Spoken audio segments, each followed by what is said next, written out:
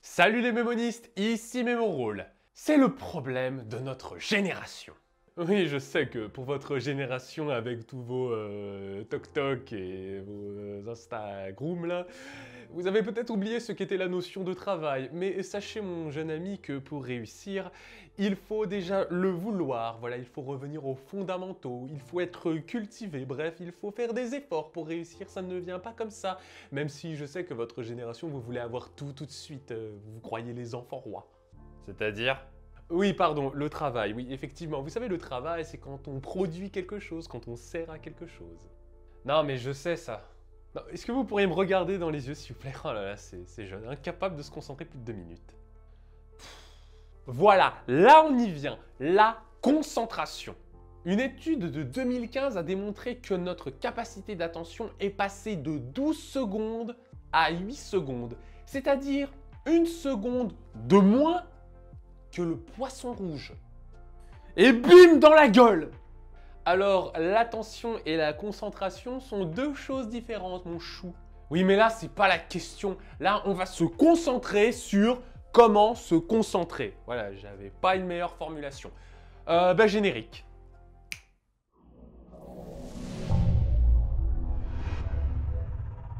Bien sûr, il existe une infinité de techniques pour apprendre à se concentrer. Donc si vous ne voulez rien louper, abonnez-vous et activez les notifications. Première technique, le recentrage. L'important, ce n'est pas de contrôler ses pensées et de ne rien laisser passer. Bien au contraire. L'important, c'est de parvenir à repérer le moment où vos pensées commencent à divaguer et à revenir à la tâche que vous étiez en train d'effectuer. Pour vous reconcentrer, vous ne devez vous poser qu'une question. Est-ce que je suis toujours en train de réaliser la tâche que je me suis donnée? Si vous voulez vous renseigner sur la philosophie de Spinoza et que ça termine en prank sur YouTube, on est d'accord qu'il y a quelque chose qui a cafouillé dans le système. Avec Internet, il est facile de rebondir d'un sujet à un autre. Donc justement, parvenez à couper cela et à revenir sur votre sujet de base. Donc n'hésitez pas à définir votre objectif avant même de commencer à le réaliser. Par exemple, dites-vous, je vais lire cet article, je vais passer ce coup de fil, je dois écrire mon plan, peu importe la tâche, définissez-la avant de commencer. Pourquoi? Eh bien tout simplement parce que si quelque chose vous perturbe, vous saurez pourquoi vous étiez là de base. Au début, vous aurez énormément de distractions et peut-être que vous perdrez le fil, mais si vous revenez à chaque fois, alors vous avez fait le plus important. Et au bout d'un moment, vous vous rendrez compte que vous n'avez même plus besoin de vous forcer à revenir, ça deviendra un automatisme. Bien sûr, il y a d'autres méthodes pour remobiliser sa concentration. Deuxième technique, respirer. Vous êtes submergé par l'information. Votre charge mentale est là et elle ne vous lâche pas. Vous devez faire tellement de choses. Vous devez terminer ce travail. Vous devez absolument faire à manger. Vous devez en même temps rendre des papiers administratifs super importants. Et d'ailleurs, il y a un appel que vous avez passé et que... Ralentissez, revenez en arrière. Le réflexe que l'on a quand on est submergé de tâches et d'informations, c'est de vouloir aller plus vite, encore plus vite. Et au final, ça peut peut-être tenir pendant un moment, mais on sait que sur le long terme, ça va casser. Donc, est-ce que la véritable solution, ce ne serait pas justement de ralentir un petit peu? Si vous ralentissez et que vous respirez un petit peu, vous pourrez être beaucoup plus concentré sur votre tâche, car là, vous n'aurez pas de pression extérieure et intérieure. Fermez les yeux et inspirez pendant 5 secondes. Et expirez pendant 5 secondes.